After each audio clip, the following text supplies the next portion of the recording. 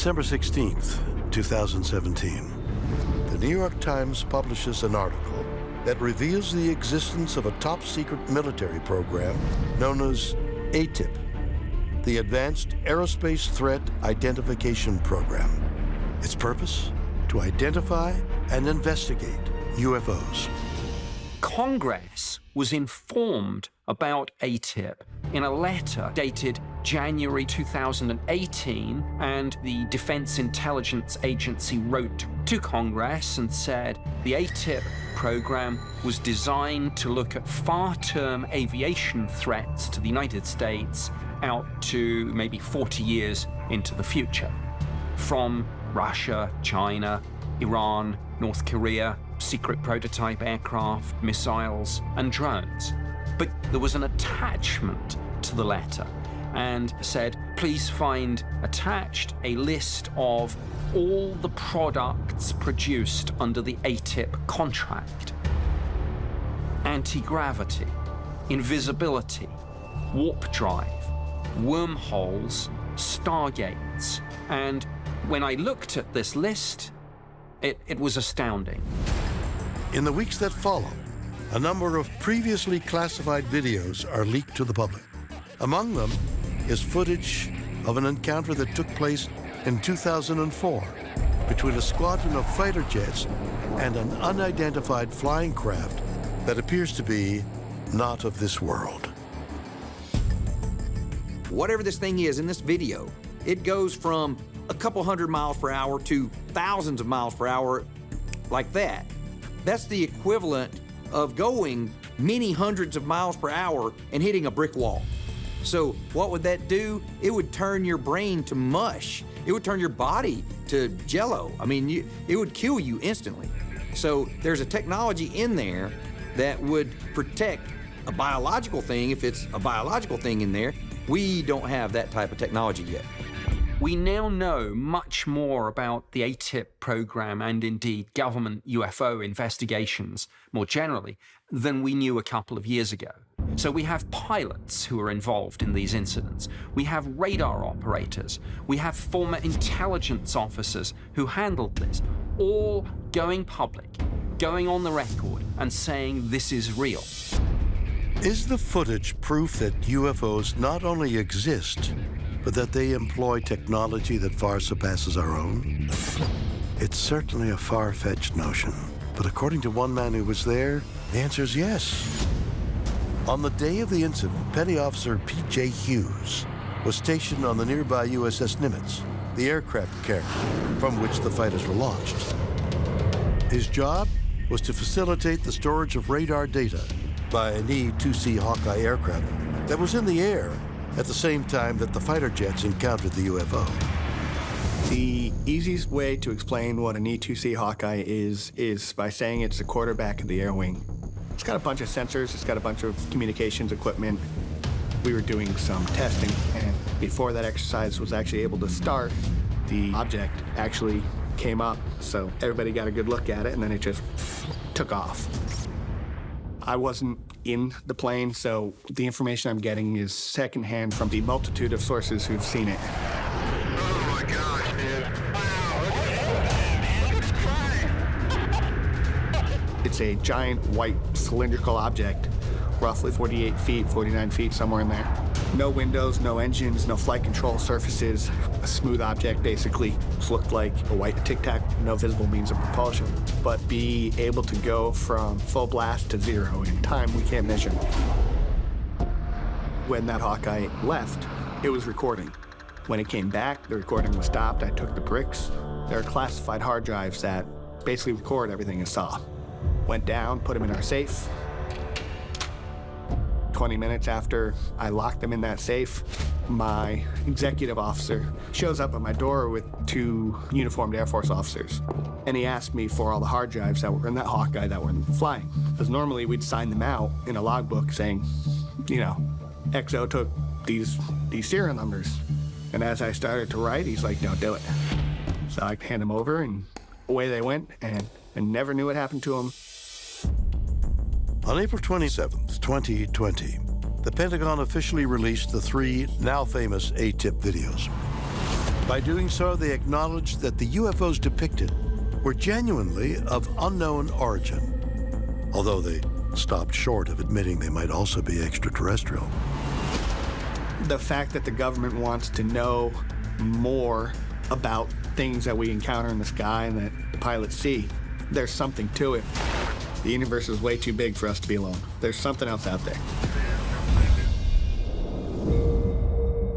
The Uinta Basin, Utah, tucked away in the shadow of a rocky plateau, is a 512-acre property that is famous for having a long history of eerie UFO sightings. This mysterious place is known as Skinwalker Ranch. Skinwalker Ranch may look like any other ranch on the surface. When you get to the ranch, you realize that just below the surface lies one of the strangest and most unexplainable places in the world. Skinwalker Ranch is a hotspot of many reported phenomena, such as a large number of UFO sightings, along with a lot of strange energies, cattle mutilations, and all kinds of unexplainable phenomena. Through the years, folks have reported unusual atmospheric phenomenon and UFOs, or what we call UAPs today, but also so-called orbs, balls of light moving around on the property or in the sky. Really just a lot of strange things that affect human beings viscerally. This has been going on for quite some time. So there must be something unseen that makes this a very special place. The lore associated with the ranch goes back at least as far as the Native American tradition of the Skinwalker, from which the ranch receives its name. The story is told that back in the early 1800s, a Navajo shaman cursed this particular piece of ground with the curse of the Skinwalker. And the Skinwalker is this shape-shifting demonic being that can take on the form of many different animals, including that of a man. We have stories of this Skinwalker traversing Skinwalker Ridge, which runs the entire east-west length of the ranch. For more than a century, local indigenous tribes have firmly believed that Skinwalker Ranch is cursed by a shape-shifting creature. And in modern times, many people consider the property to be a UFO hotspot. The ranch attracted so much attention that in 1996, billionaire aerospace tycoon and UFO enthusiast Robert Bigelow bought the ranch to try and solve the long-standing mystery of this remote location. After the ranch was sold to Robert Bigelow, he created the institution known as NIDS, the National Institute for Discovery Science. He hired some very excellent scientists for the purpose of setting up a genuinely scientific investigation of the phenomena that were happening there. Robert Bigelow was able to, in fact, record a lot of UFO activity of all kinds. However, they were never able to discover the mechanism behind this or what is truly going on at Skinwalker Ranch. In 2016, Robert Bigelow sold Skinwalker Ranch, effectively ending his UFO investigation there. The property was purchased by real estate mogul Brandon Fugel, who assembled a team of scientists and investigators that has spent the last several years conducting the most comprehensive investigation of Skinwalker Ranch in history. Our team has demonstrated an unequaled dedication to finding the truth at Skinwalker Ranch. Oh, up here, right there. We may be embarking on some of the most important work of our time.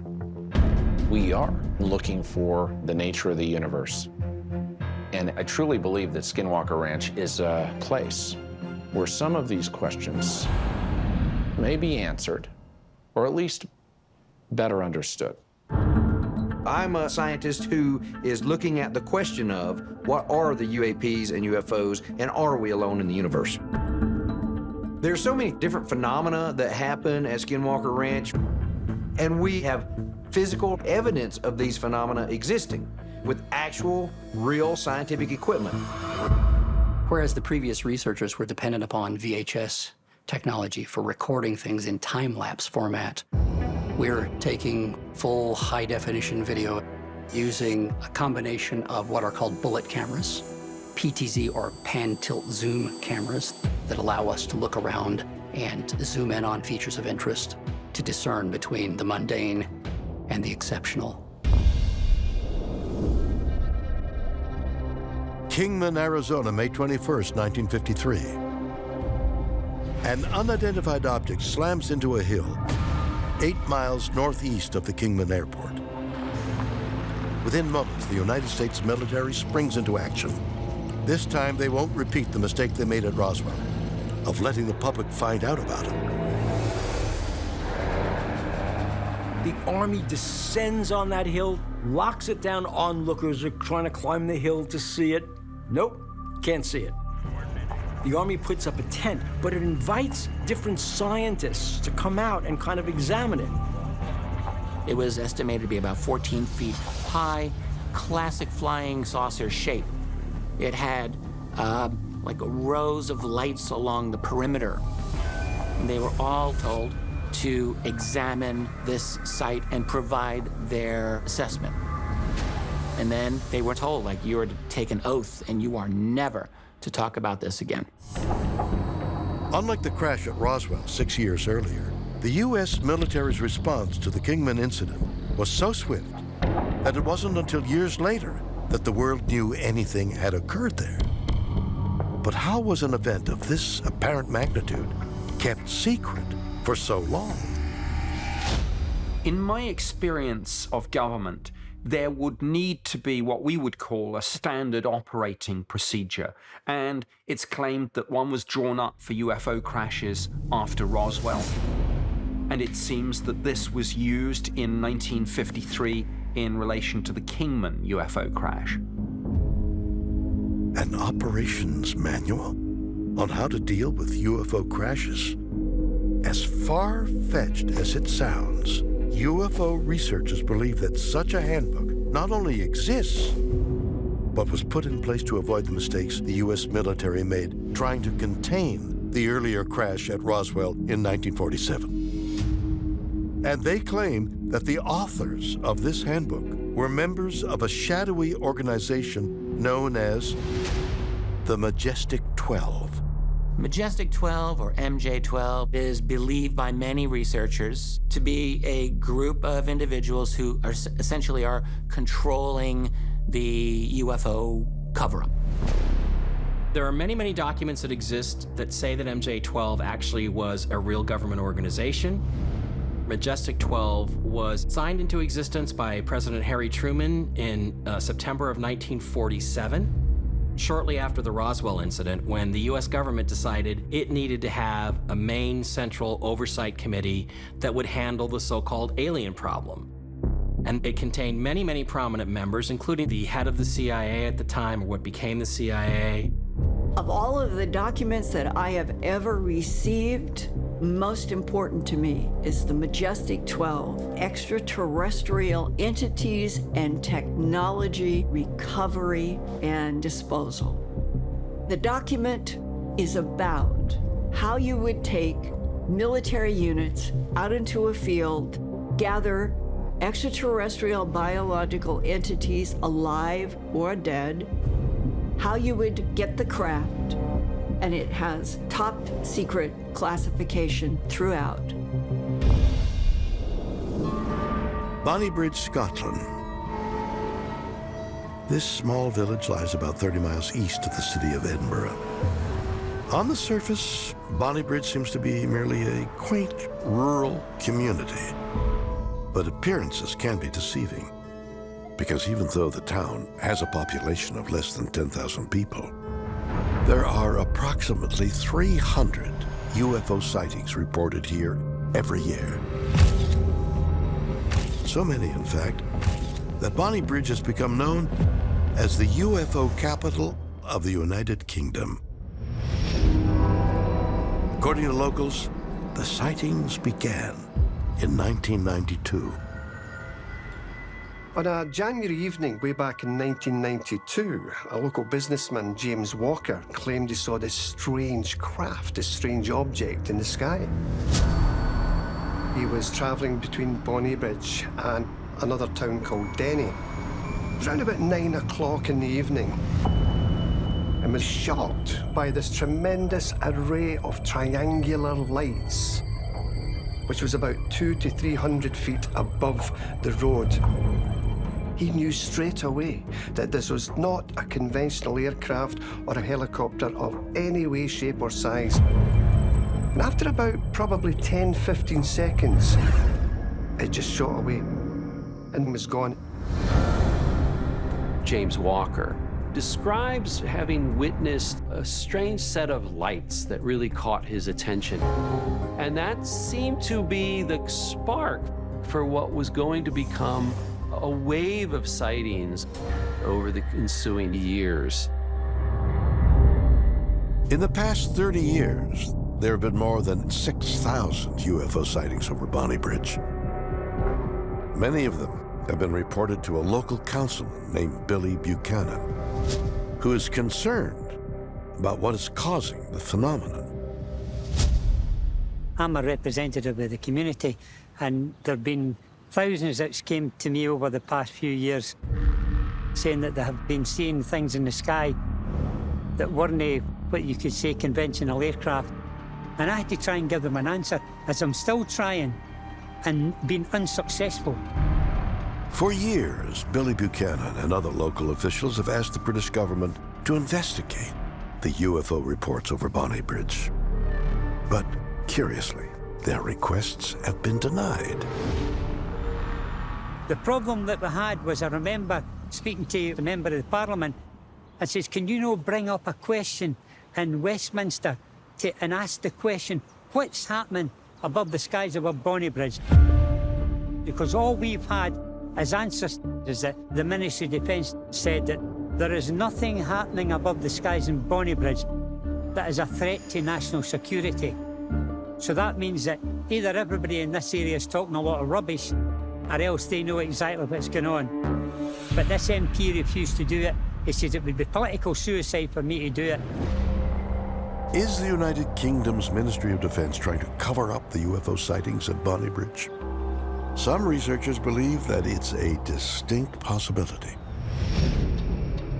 And they further claim that Bonnybridge sits in the middle of an even larger Scottish UFO hotspot that is referred to as the Falkirk Triangle. If you look at Glasgow and Edinburgh and you go north in a kind of triangle, you'll get to a place known as the Falkirk Triangle. And when you look at the sightings, there's a lot of video and photographic evidence that's available of some of these, and they are quite interesting indeed. Falkirk district has 160,000 people, maybe 170,000 people in the area. Over the years since these sightings have taken place, there have been many polls that have been done, and 60 to 70% have either saw something or believe that something's happening, which is incredible. In recent years, some researchers have theorized that the British government dismisses all of these sightings in order to hide the truth, not just about extraterrestrial spacecraft, but also classified military technology. There are some people who believe that some of this UFO activity, not necessarily all, but is attributable to secret prototype military aircraft from a particular remote Scottish airbase called Machrihanish.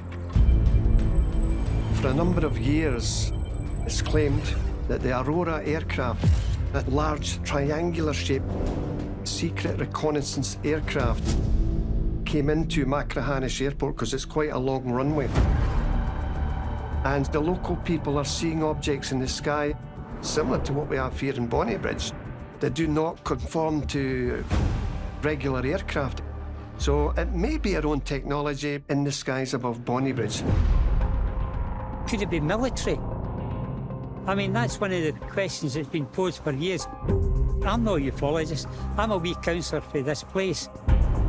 But the fact is that although we've asked the question to everybody, what is it? There's nobody out there that's told us yet.